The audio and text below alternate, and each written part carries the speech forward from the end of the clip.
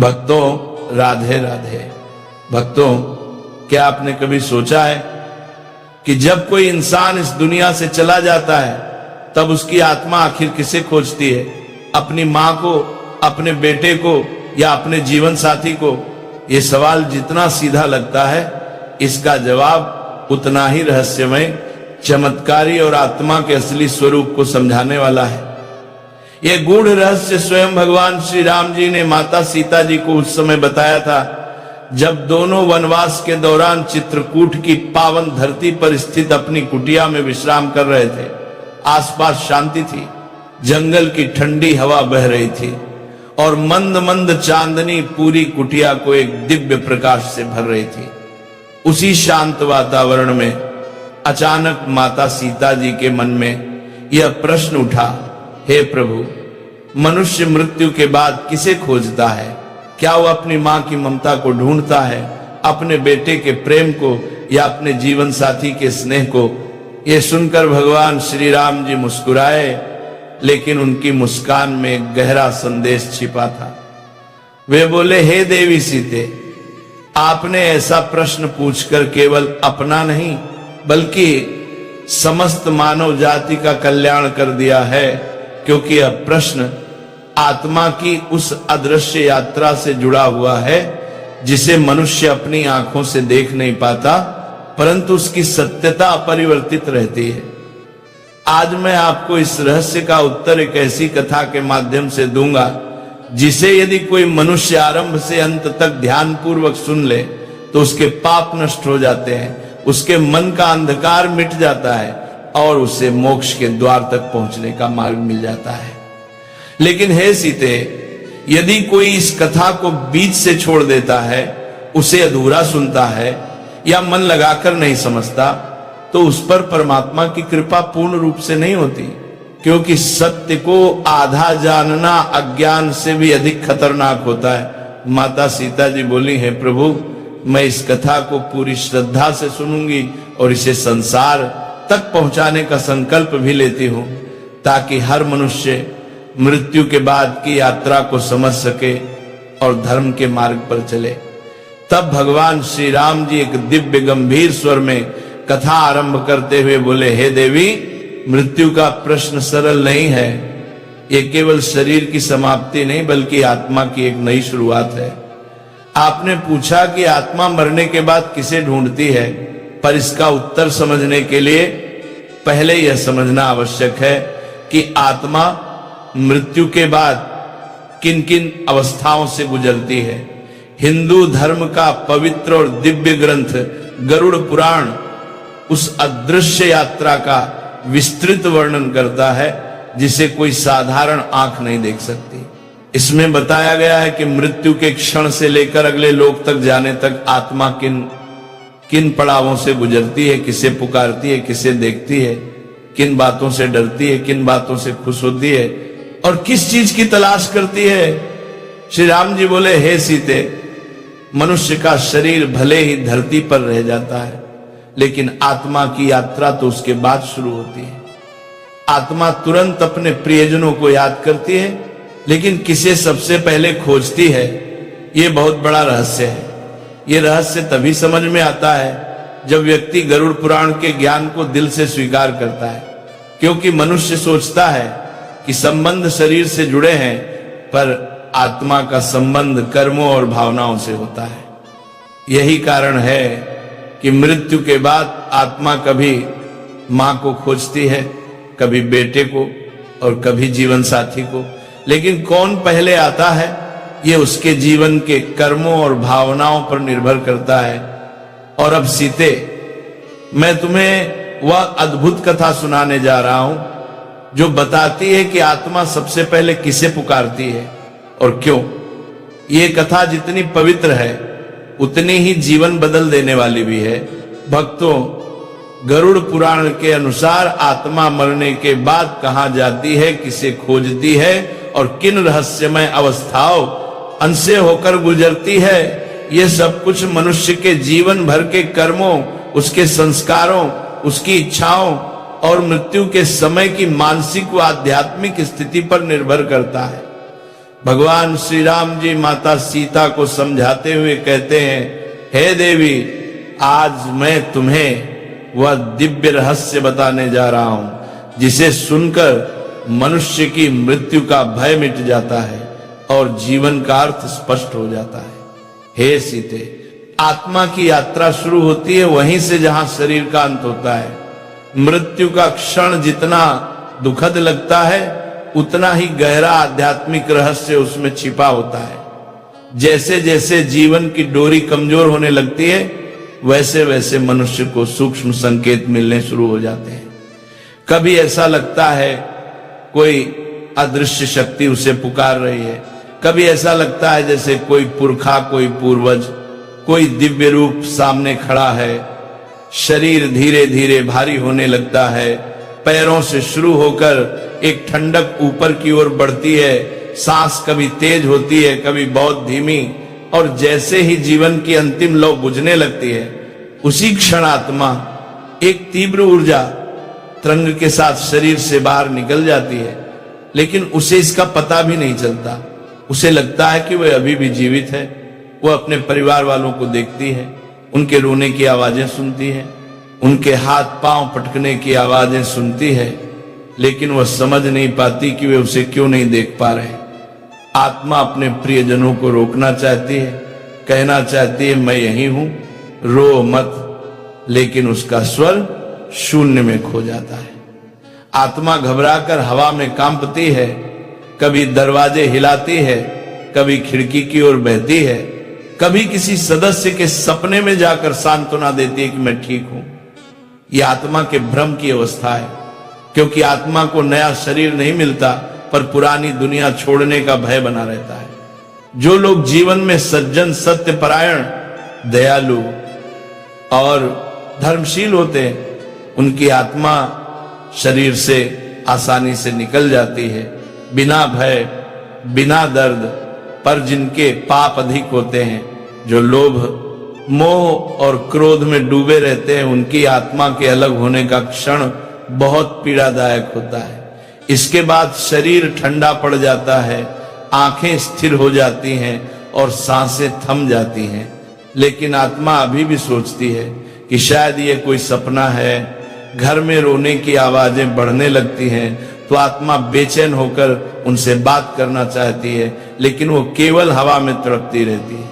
तभी भगवान श्री राम आगे कहते हैं, हे सीते, जब आत्मा शरीर से अलग होकर इस भ्रम के संसार में भटक रही होती है तभी एक अदृश्य क्षण आता है जब उसे महसूस होता है कि कोई शक्तिशाली ऊर्जा उसके करीब आ रही है। आत्मा डरती भी है और आकर्षित भी होती है। यही वह समय होता है जब मृत्यु के देवता यमदूत प्रकट होते हैं। परंतु याद रखो, यमदूत हर आत्मा के लिए एक जैसे नहीं होते। श्री राम कहते हैं, हे देवी, यदि आत्मा पुण्यवान होती है, उसके कर्म शुद्ध होते हैं, वह दान, सत्य, सेवा और भक्ति में लीन रहती है, तो उसके पास आने वाले दूत सुंदर, तेजस्वी और दिव्य होते हैं। वे आत्मा को सम्मान पूर्वक स्वर्ग मार्ग की ओर लेकर जाते हैं, जैसे कोई राजा को उसकी यात्रा पर ले जाए। वहां कहीं भय नहीं होता, कहीं अंधकार नहीं होता, केवल दिव्यता का उजाला होता है।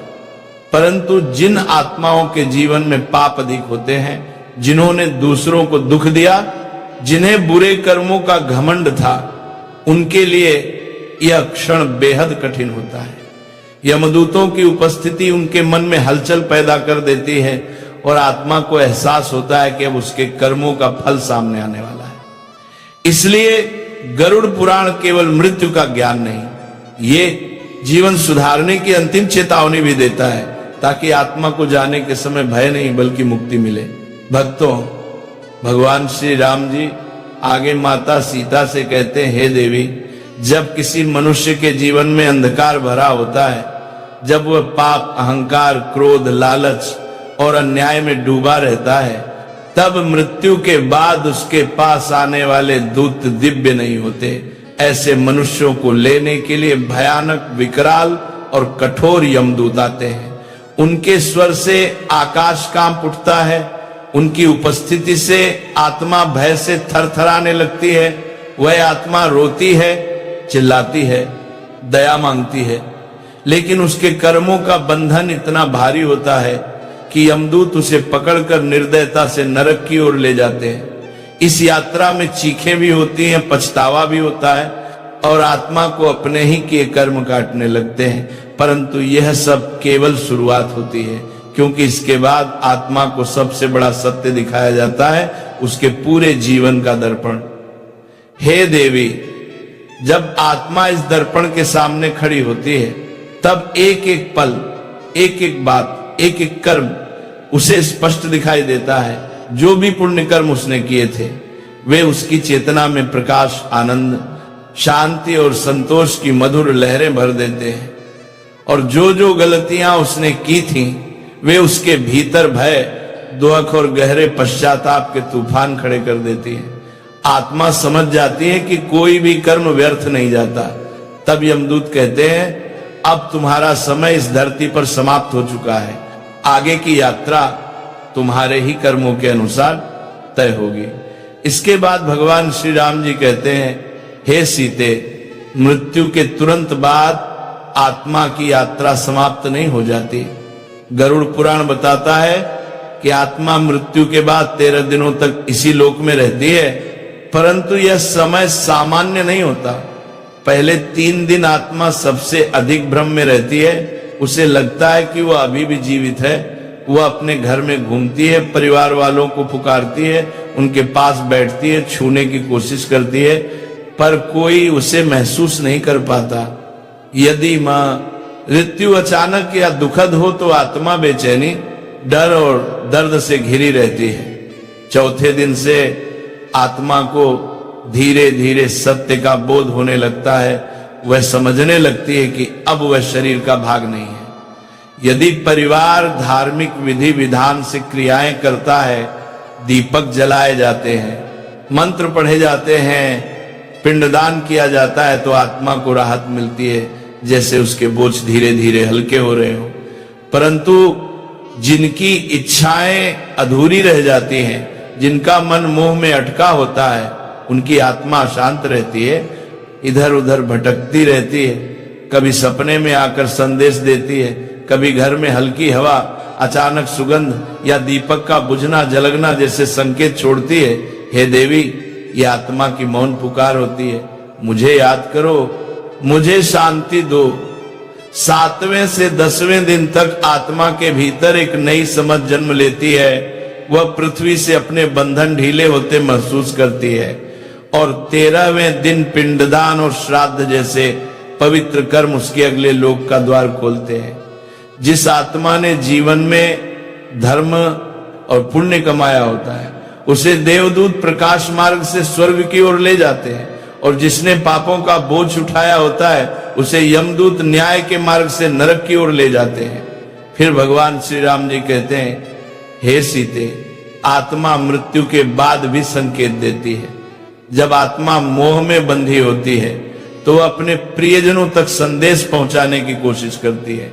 कभी सपने में आकर, कभी कमरे में अचानक हवा चलाकर, कभी घर में मनमोहक सुगंध फैलाकर, कभी किसी वस्तु को हिलाकर। ये सब डराने के लिए नहीं होता, बल्कि ये बताने के लिए होता है कि आत्मा अभी पृथ्वी से पूरी तरह मुक्त नहीं हुई है।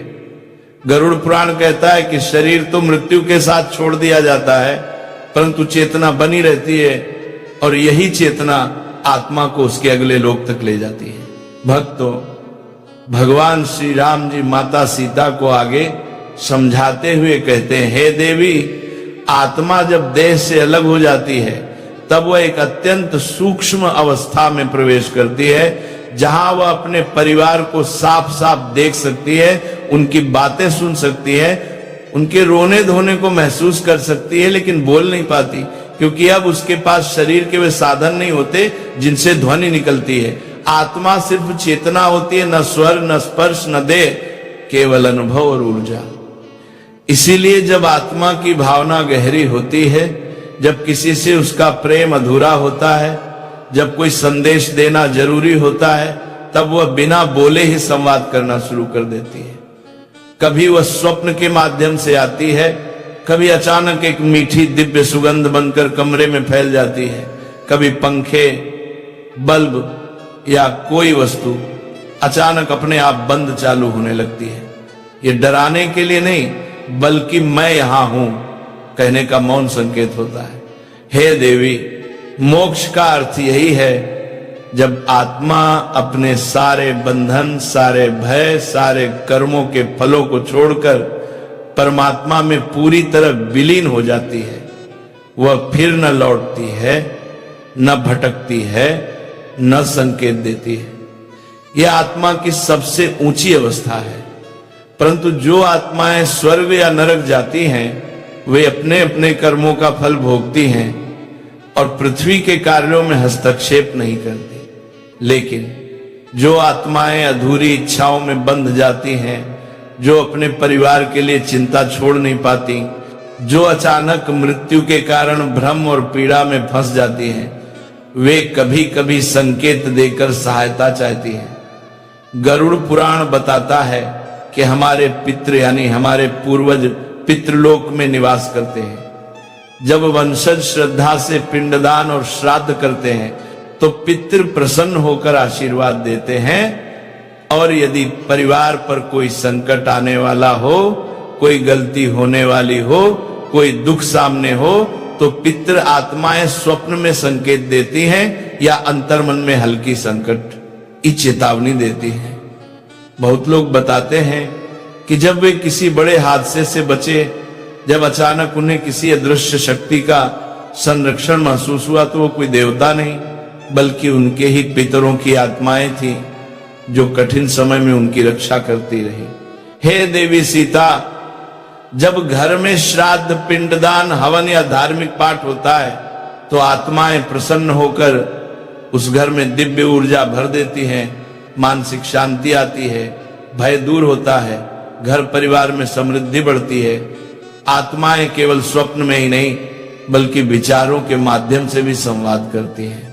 कभी किसी निर्णय में मन अचानक सही गलत का संकेत दे दे, कभी कोई अनजाना डर रोक दे, कभी कोई मधुर अनुभूति आगे बढ़ा दे। ये सब सूक्ष्म संवाद हैं जिनमें प्रेम भी छिपा होता है। प्रेम चेतावनी भी और आशीर्वाद भी। भगवान श्री राम जी कहते हैं, हे सीते, आत्माओं को प्रसन्न रखने, उन्हें सम्मान देने और उन्हें शांति देने के लिए मनुष्य को हर वर्ष पितृपक्ष में श्रद्धा और पिंडदान करना चाहिए। गरुड़ पुराण, पितृ स्तोत्र और महामृत्युंजय मंत्र का पाठ करना चाहिए। गरीबों को भोजन और दान देना चाहिए। इससे न सिर्फ पितृ आत्माएं प्रसन्न रहती हैं बल्कि परिवार की रक्षा भी करती हैं। लेकिन हे देवी, जो आत्माएं अत्यधिक अधूरी इच्छाओं में फंसी रहती हैं, जो दुख और मोह में बंधी होती हैं, वे कभी कभी बेचैन और खतरनाक भी हो जाती हैं, और उन्हें शांति दिलाने के लिए विशेष पूजा, पाठ, मंत्र जाप और दान की आवश्यकता होती है ताकि उनका कष्ट समाप्त हो जाए और वे अपने अगले लोक की ओर बढ़ सके। भक्तों, भगवान श्री राम जी माता सीता से आगे कहते हैं, हे देवी सीते, क्या कभी आपको ऐसा महसूस हुआ है कि जब जीवन में सब कुछ बिखर रहा होता है, जब रास्ते बंद होने लगते हैं, जब मन निराशा के अंधेरे में डूब जाता है, तभी अचानक किसी अदृश्य शक्ति का हाथ आपको संभाल लेता है? कभी कोई रास्ता अपने आप खुल जाता है, कभी कोई बुरा घटना टल जाती है, कभी कोई सही निर्णय अचानक मन में उतर आता है। हे सीते, ये संयोग नहीं होता, ये हमारे पूर्वजों की आत्माओं का मार्गदर्शन होता है। कभी परमात्मा का संकेत होता है तो कभी हमारे अपने अच्छे कर्मों की उजली छाया होती है। इन्हीं दिव्य संकेतों के बाद भगवान श्री राम जी आत्मा के सबसे गहरे प्रश्न पर बात करते हैं। हे देवी, मनुष्य मरने के बाद आत्मा किसे खोजती है? अपनी मां को, अपने बेटे को, अपने पति को या अपनी पत्नी को? यह प्रश्न जितना भावुक है उतना ही रहस्य और आध्यात्मिक गहराई से भरा हुआ है। गरुड़ पुराण, ब्रह्म वैवर्त पुराण और कई संतों की वाणी में इसका उत्तर मिलता है। आत्मा शरीर छोड़ने के बाद सबसे पहले उसी संबंध को खोजती है जिसके साथ उसका सबसे गहरा मोह होता है। ध्यान रहे, ये मोह रिश्ते के नाम से नहीं बल्कि भावना की गहराई से जुड़ा होता है। यदि किसी व्यक्ति का अपनी मां से अत्यंत प्रेम था अधूरा गहरा भावनात्मक तो आत्मा सबसे पहले मां को ही खोजती है, चाहे मां जीवित हो या दिवंगत। यदि जीवन भर किसी संतान के प्रति चिंता, लगाव या अधूरी जिम्मेदारी रही हो तो आत्मा अपने बच्चे के आसपास भटकती है, कभी स्वप्न में आती है, कभी हवा के रूप में स्पर्श देती है, कभी घर में उपस्थिति का आभास कराती है। यदि पति पत्नी के बीच प्रेम अधूरा रह गया हो, अचानक मृत्यु ने उन्हें अलग कर दिया हो, तो आत्मा अपने प्रिय जीवन साथी को खोजती रहती है, उसकी पीड़ा को महसूस करती है, उसके दुख में साथ होती है। आत्मा न नाम से पहचानी जाती है न रूप से, वह केवल भावनाओं, संस्कारों और अधूरी इच्छाओं की ऊर्जा होती है। जहां प्रेम गहरा होता है, जहां पीड़ा अधूरी होती है, जहां किसी बात का बंधन टूटता नहीं, आत्मा वहीं खींची चली जाती है। हे सीते, इसे एक उदाहरण से समझो। एक माँ जो अपने छोटे बच्चे को दुनिया में छोड़कर चली गई, वो आत्मा बार बार उसके सपनों में आती है, उसकी रक्षा करती है, उसे संकेत देती है कि मैं यहीं हूं, चिंतित मत हो। एक पत्नी जो असमय मृत्यु से पति को छोड़कर चली गई, उसकी आत्मा पति की अकेलेपन की पीड़ा को महसूस करती है और कभी कभी उसे सांत्वना देने के लिए स्वप्न में प्रकट होती है। एक वृद्ध व्यक्ति जो जीवन भर मां की ममता तरसता रहा, उसकी आत्मा मृत्यु के बाद भी उसी ममता को खोजती है। इस प्रकार आत्मा मां, बेटा, पति, पत्नी, इनमें से किसी भी रूप में उसी को खोजती है जिसके साथ उसका सबसे गहरा भावनात्मक बंधन रहा हो। जहां प्रेम सच्चा होता है, जहां संबंध अधूरा होता है, जहां मन का दर्द दबा होता है, आत्मा वहीं खींची जाती है। भक्तों, अंत में भगवान श्री राम जी कहते हैं, हे देवी सीते, आज जो रहस्य आपने सुना, यदि इसने आपके हृदय को छुआ है, यदि इससे आपके मन में ईश्वर के प्रति